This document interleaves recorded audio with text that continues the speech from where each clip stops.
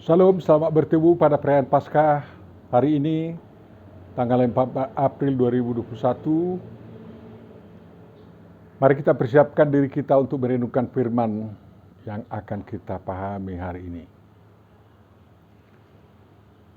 Damai sejahtera dari Tuhan Jehovah Elohim, Yesus Kristus Roh Kudus, Tuhan yang Maha Esa itu, memenuhi hati dan pikiran kita sekalian. Amin. Firman Tuhan yang akan kita renungkan dan pahami dalam perayaan Paskah ini diambil dari Markus 16 ayat 9 sampai 18 dengan tema kuasa Yesus yang bangkit. Mari kita baca.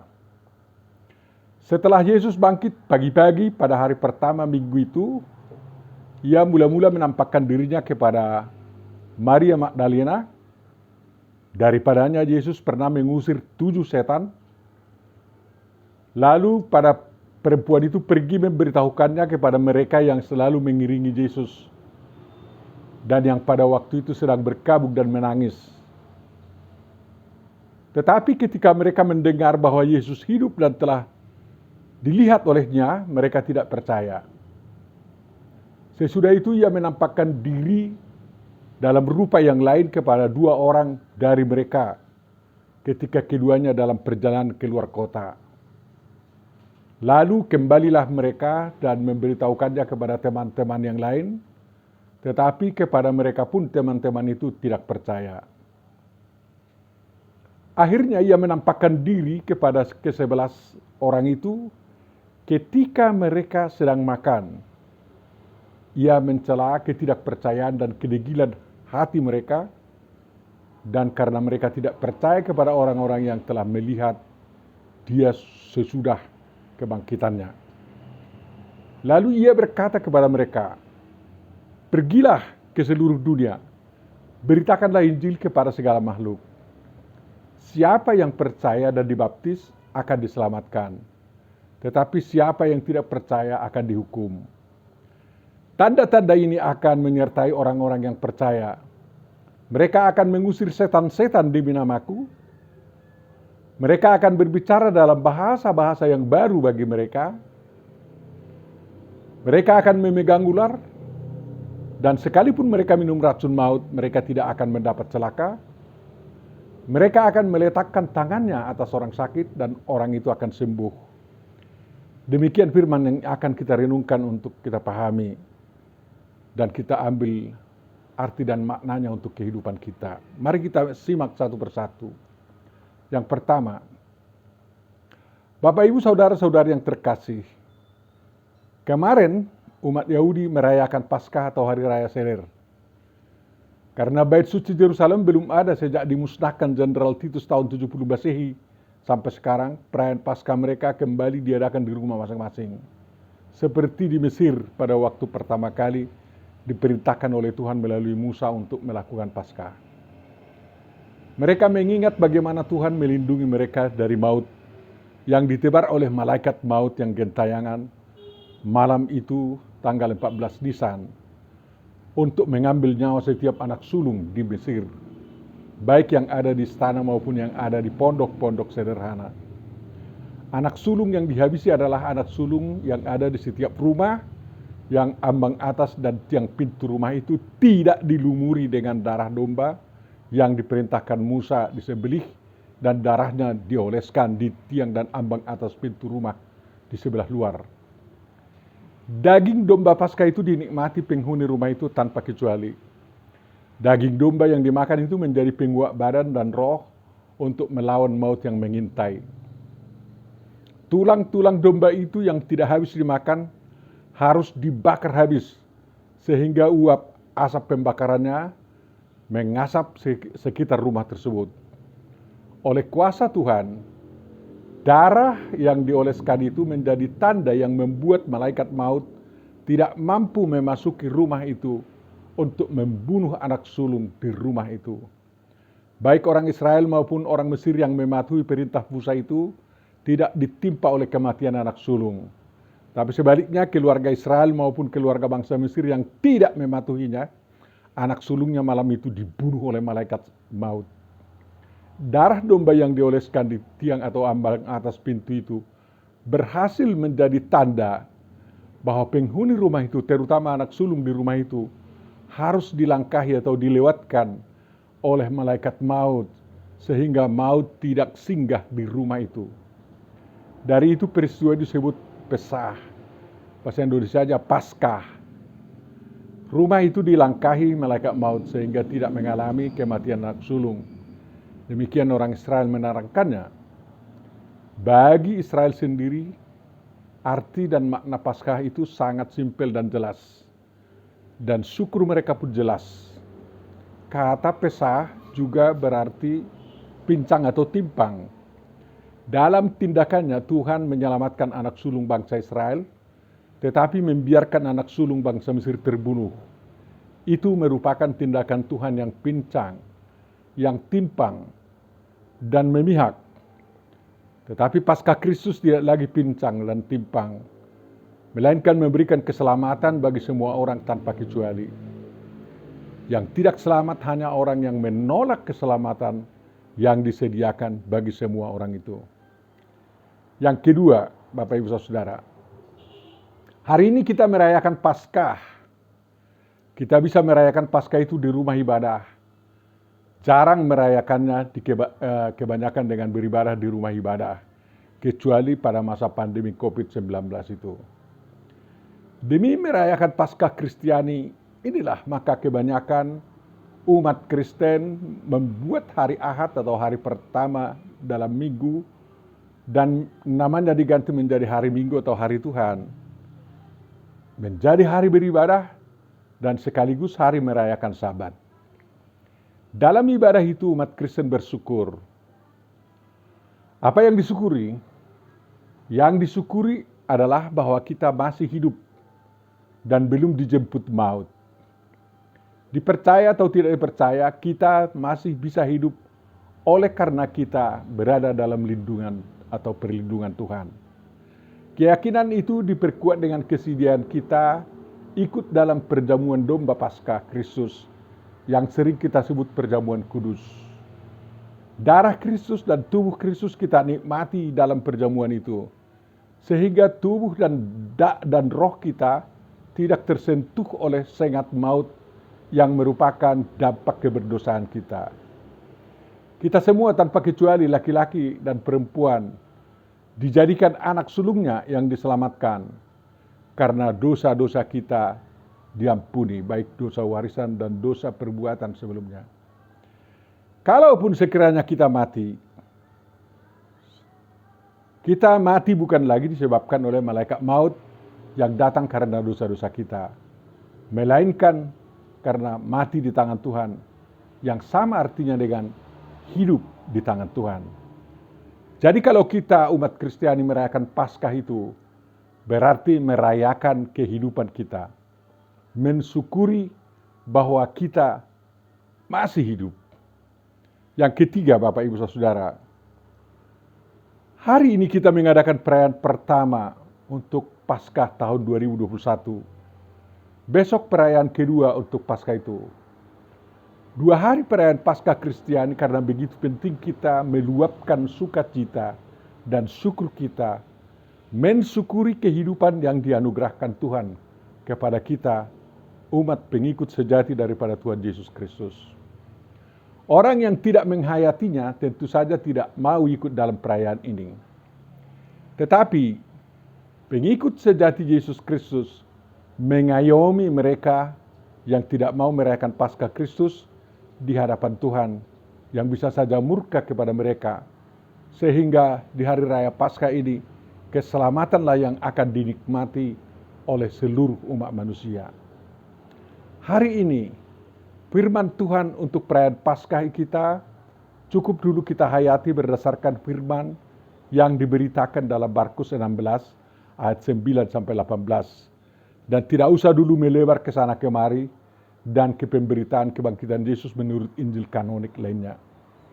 Sebenarnya tema perenungan kita hari ini diusulkan kuasa kebangkitan Yesus, tetapi sebaiknya menjadi kuasa Yesus yang bangkit. Kebangkitan Yesus Kristus dikatakan merupakan sulung daripada kebangkitan orang percaya kelak. Bandingkan Kolose 1 ayat 18. Karena maut telah dikalahkan oleh kuasa Yesus Kristus. Tetapi Yesus Kristus yang bangkit itu memiliki kuasa yang luar biasa dari sejak kebangkitannya hingga sekarang. Dan kuasanya itu berbeda dengan kuasanya sewaktu dia bekerja sebagai firman yang menjadi manusia. Kuasa Yesus setelah kebangkitannya itu akan kita simak dalam pemberitaan Markus tentang kebangkitannya itu. Markus 16 ayat 9 sampai 18. Yang keempat, Bapak Ibu Saudara. Dalam Markus 16 ayat 9 diberitahu bahwa Yesus bangkit di pagi-pagi di hari Ahad atau hari pertama minggu itu. Itu saat matahari mulai terbit menerangi bumi. Sewaktu Yesus tersalib, selama 3 jam Yerusalem, Golgota, tertutup kegelapan sebab matahari tidak bersinar. Kegelapan itu terus meliputi Yesus sewaktu dia dimasukkan ke liang kubur. Tetapi kemenangan Yesus mengalahkan maut dimulai di kerajaan maut yang gelap, kemana dia turun untuk membebaskan orang-orang yang dipenjarakan di sana. Bandingkan 1 Petrus 3:19. Kemenangannya atas maut merupakan awal terbitnya terang kehidupan yang baru bagi umat manusia. Pembawa terang kehidupan itulah yang menampakkan diri pada pagi-pagi di hari pertama itu bersamaan dengan terbitnya terang matahari. Dari itu dapat dikatakan bahwa terang pagi hari di hari pertama itu merupakan terang pagi hari yang istimewa, karena bersamaan dengan terang pagi hari itu terbit terang kehidupan yang baru bagi seluruh umat manusia. Dan terang kehidupan yang baru itulah yang harus terus menerangi manusia sampai hari Sabat berikutnya, sampai hari Minggu berikutnya, sampai perayaan kebangkitan Yesus di hari Minggu berikutnya. Inilah yang harus selalu dirayakan umat Kristen di setiap kebaktian perayaan Paskah, di setiap kebaktian Minggu ibadah umat Kristen. Di pagi hari pertama minggu itu seharusnya ada selalu pemberitaan bahwa terang kehidupan yang menyegarkan kehidupan manusia yang dibawa oleh kuasa Yesus yang bangkit harus selalu diberitakan, seperti dilakukan oleh Maria Magdalena dan oleh 2 murid Yesus yang telah menyadari dan mempercayai serta melihat kebangkitan Yesus Kristus. Apakah pendengar pemberitaan itu menyambut atau tidak, itu merupakan persoalan kedua.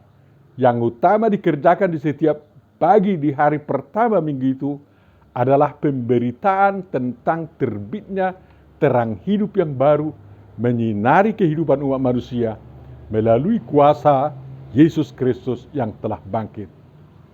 Yang kelima, Bapak Ibu, Markus memberitahu bahwa kepada seorang perempuan bernama Maria Magdalena yang dari dirinya Tuhan Yesus mengusir 7 setan, dan perempuan yang sangat mengasihi Yesus, Tuhan Yesus Kristus menampakkan diri.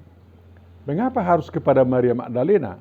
Bukan kepada Petrus atau kepada Yohanes, murid yang dikasihi Yesus, atau kepada Bunda Maria yang melahirkan Yesus? Jawaban pertanyaan ini sebenarnya harus diterima langsung dari Yesus. Tetapi dari berita Markus ini dapat dikatakan bahwa Yesus Kristus menampakkan dirinya kepada orang yang paling mengasihinya, yang sangat mengasihinya, kepada orang yang luar biasa mengalami pembebasan oleh Yesus dari banyak setan. Jadi kalau Anda mau menerima penampakan Yesus zaman sekarang juga, coba kasih Tuhan Yesus dengan sungguh-sungguh dan buang segala setan, pikiran, keraguan yang ada dalam dirimu. Perempuan ini menjadi pemberita pertama tentang kebangkitan Yesus. Itu berarti perempuan menjadi pembawa berita tentang telah terbitnya terang hidup yang baru melalui Yesus yang bangkit.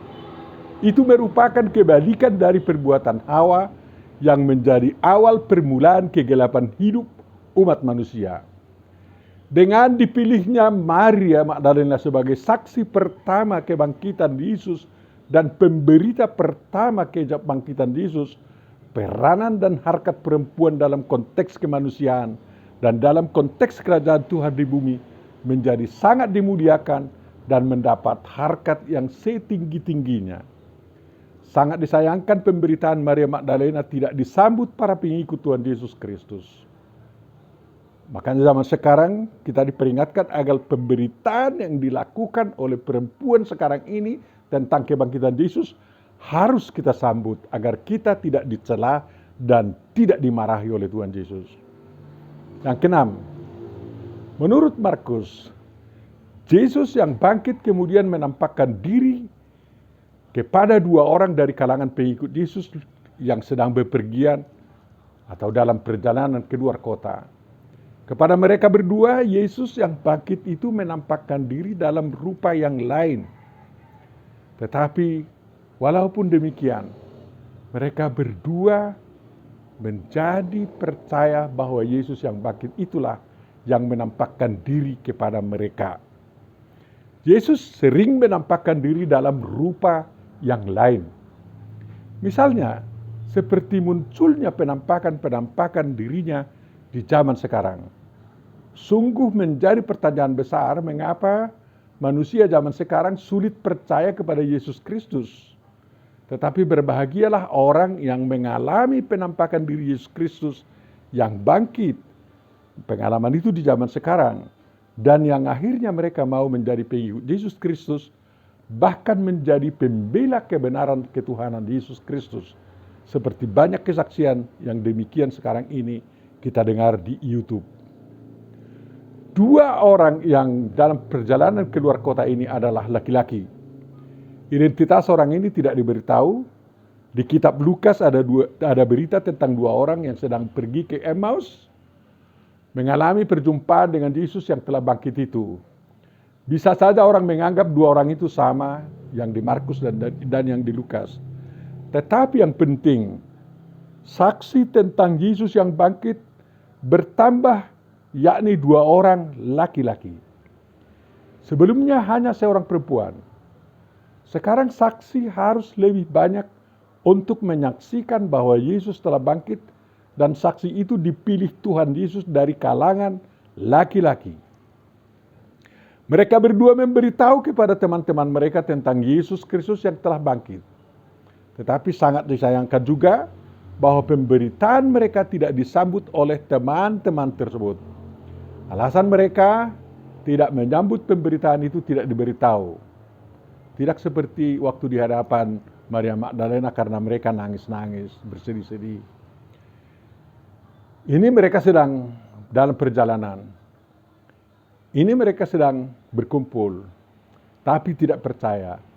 Yang dapat dikatakan dari berita Markus ini adalah kenyataan bahwa dari sejak peristiwa kebangkitan Yesus, demikian sampai sekarang, sungguh sangat sulit meyakinkan manusia, baik teman apalagi yang bukan teman, yaitu lawan, bahwa Tuhan Yesus Kristus sudah bangkit dari kematian dan sedang hidup sampai sekarang. Jadi sangat sulit meyakinkan, itu sudah diantisipasi melalui berita kebangkitan ini.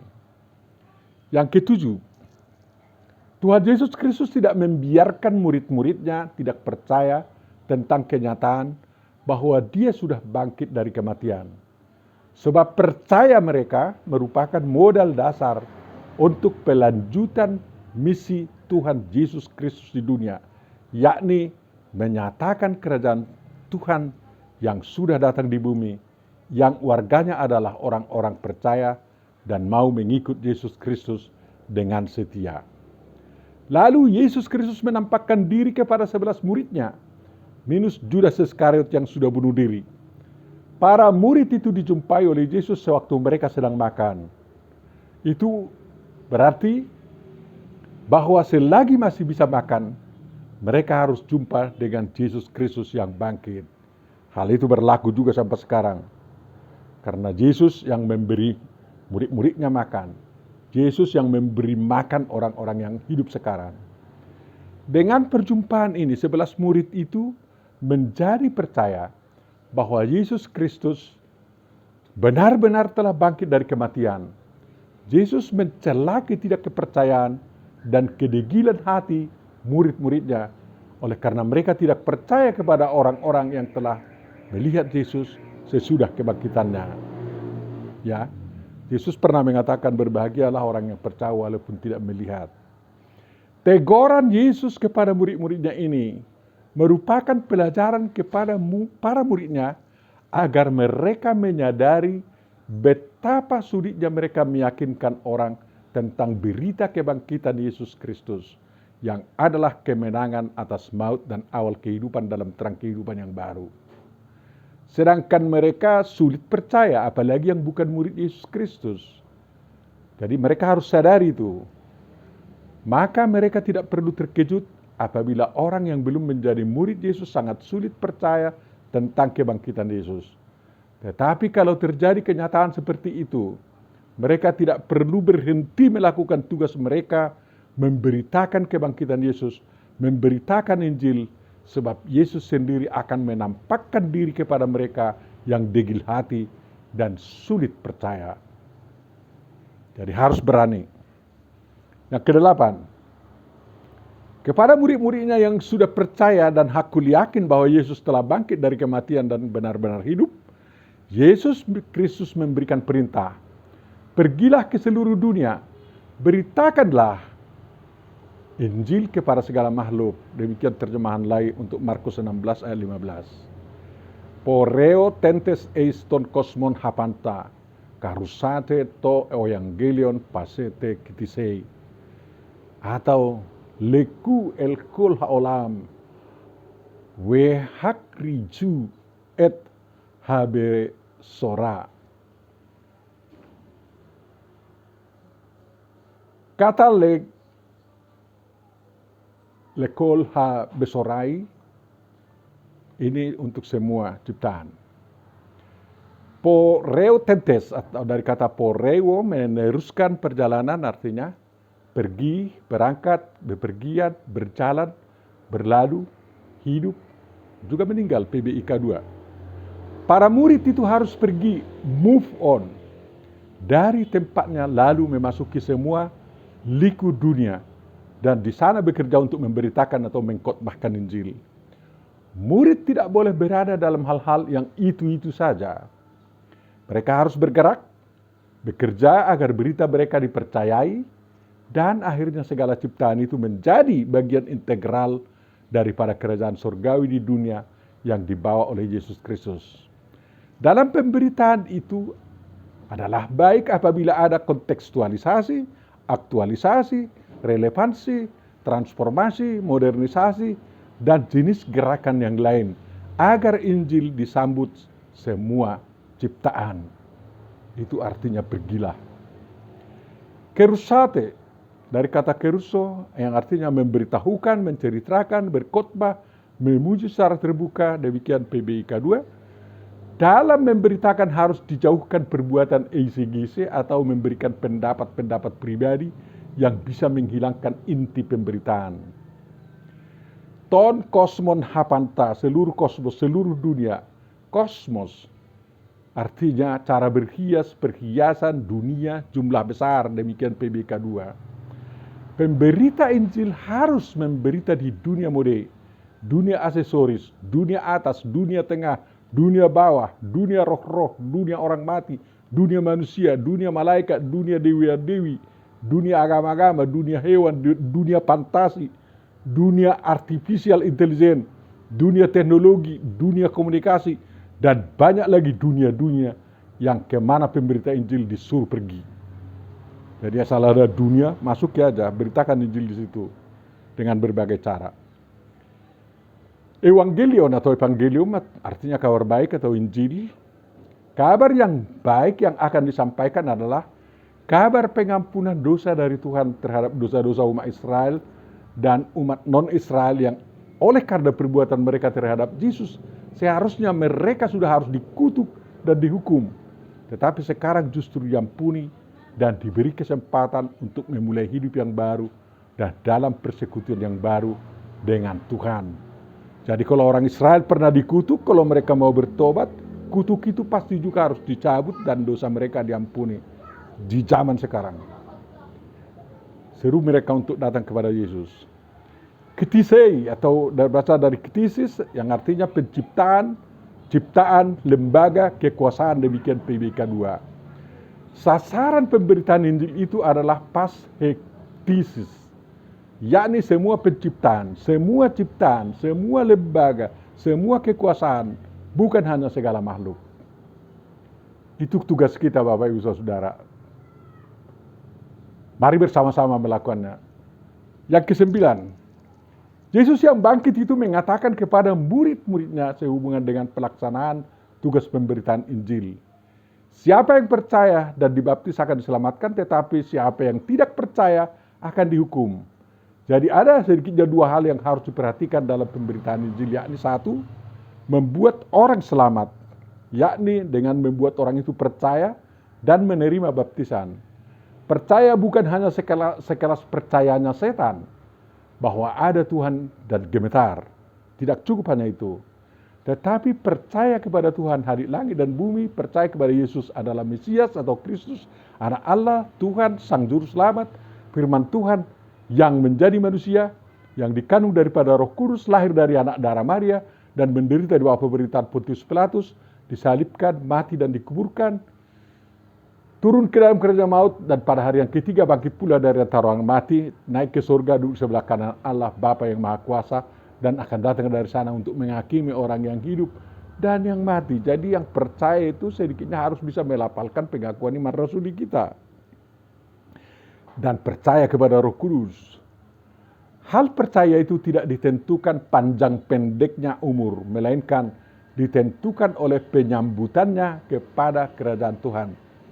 Anak kecil pun, bukan hanya orang dewasa, dapat menyambut kerajaan Tuhan dan percaya. Bandingkan apa yang dikatakan Yesus dalam Markus 9:42 dan sejajarnya Markus 10:15. Yesus menginginkan para pengikutnya dibaptis. Menurut catatan Matius, dibaptis dalam nama Bapa, Anak dan Roh Kudus, Matius 28:19. Jadi bukan baptisan Yohanes Pembaptis yang dilakukan kepada pengikut Yesus. Layak tidaknya seseorang menerima baptisan tidak ditentukan oleh umur orang tersebut, tetapi ditentukan oleh percayanya. Orang dewasa dan anak kecil pun sama-sama bisa percaya. Orang yang tidak bisa melapalkan pengakuan iman percayanya dapat dibantu oleh orang lain melapalkannya. Cara membaptisnya tidak dimutlakkan oleh Tuhan Yesus Kristus, hanya satu cara. Yang utama diperhatikan bahwa baptisan itu adalah baptisan kudus dalam nama Bapa, Anak, dan Roh Kudus. Kalau baptisan dilakukan hanya dalam nama Yesus, itu harus dipahami bahwa Yesus yang dimaksud adalah wujud daripada Bapa, Anak, Roh Kudus, Tuhan yang Tritunggal itu. Hal yang kedua, siapa yang tidak percaya akan dihukum. Penghukuman berada di tangan Tuhan. Oleh karena itu tidak ada paksaan untuk percaya atau tidak percaya. Manusia bebas menentukan sikapnya terhadap Injil yang diberitakan kepadanya. Tetapi yang pasti harus diketahui bahwa yang tidak percaya akan dihukum. Pelaksanaan hukuman itu terserah kepada Tuhan. Yang ke-10 Bapak Ibu Saudara. Sedikitnya menurut Markus ada 5 tanda yang menyertai orang-orang percaya atau pengikut Yesus sejati dalam mengerjakan pemberitaan Injil. Antara lain 1, mengusir setan demi nama Yesus. Banyak caranya untuk melakukan ini. Dengan tindakan eksorsis, dengan mengandalkan kuasa Tuhan, dan dengan berdoa misalnya. Yang kedua, berbicara dalam bahasa-bahasa yang baru bagi mereka.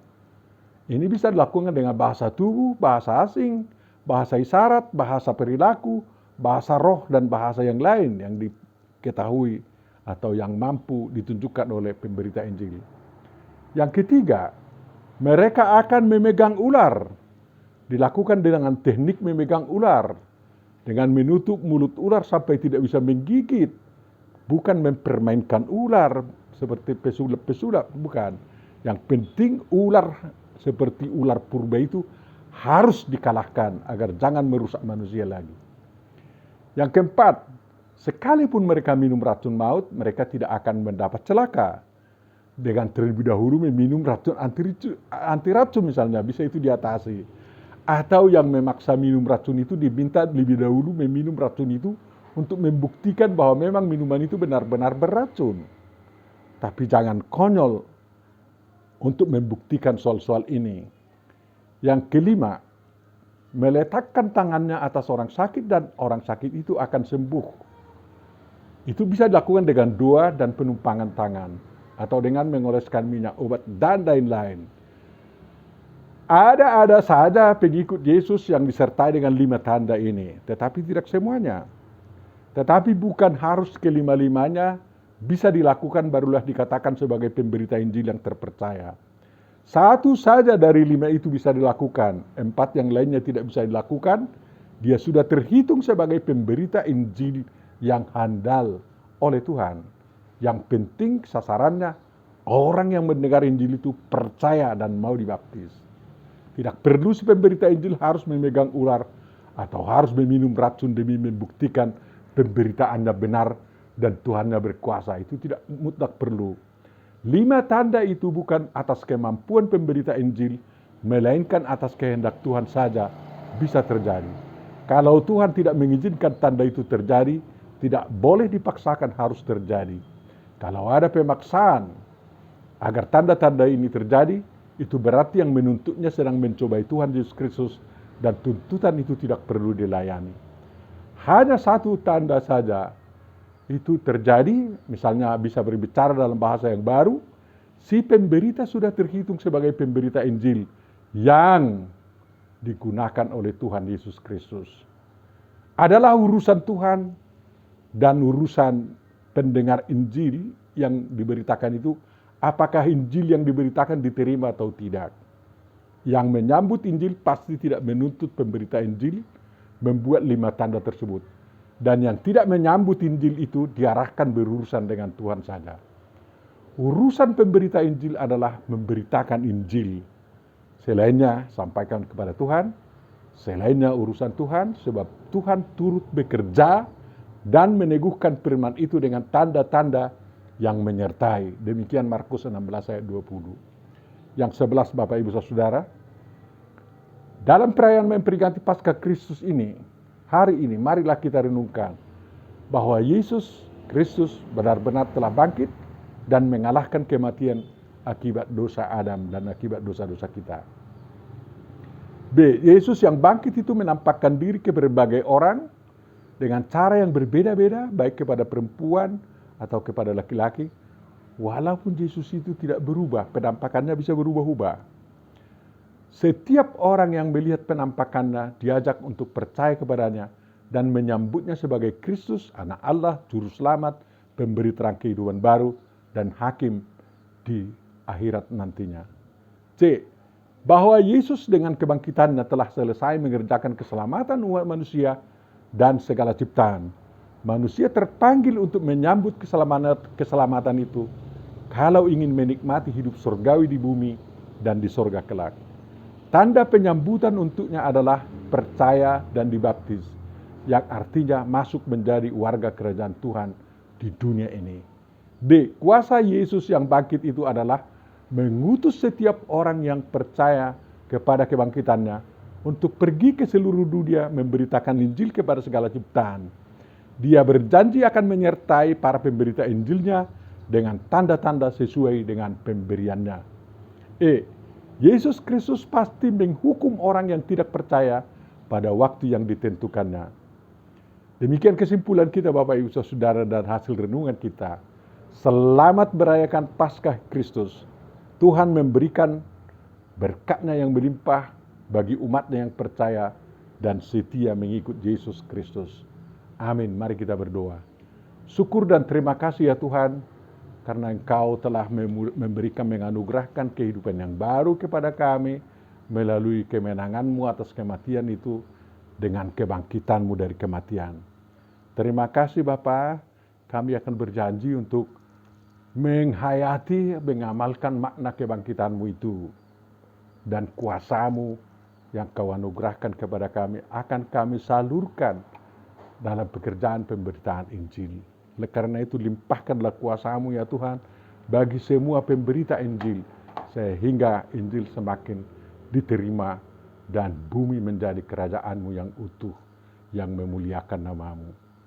Tuhan, walaupun ada yang mati oleh karena pandemi 19, kami yakin bahwa mereka mati bukan oleh karena dosanya, tetapi sudah waktunya mereka datang ke hadapan-Mu, dan berikanlah tempat yang terindah bagi mereka yang meninggalkan kami di dunia ini oleh karena penyakit-penyakit yang ada, atau oleh apapun penyebabnya mereka meninggalkan dunia ini. Kami mohon Tuhan, kiranya pandemi 19 dapat diakhiri di negeri kami, sehingga tidak semakin banyak lagi korban. Kasihanilah seluruh umat-Mu, berikan kejayaan kepada mereka, berikan kehidupan yang baru dan kehidupan yang layak, sehingga mereka dapat melakukan kehidupan sosial sebagai tanda bukti bahwa mereka adalah pengikut-Mu Tuhan yang telah bangkit dan memenangkan kehidupan ini. Sempurnakan doa kami Tuhan yang kami mohon kepadamu di dalam Yesus Kristus. Kabulkanlah itu. Amin.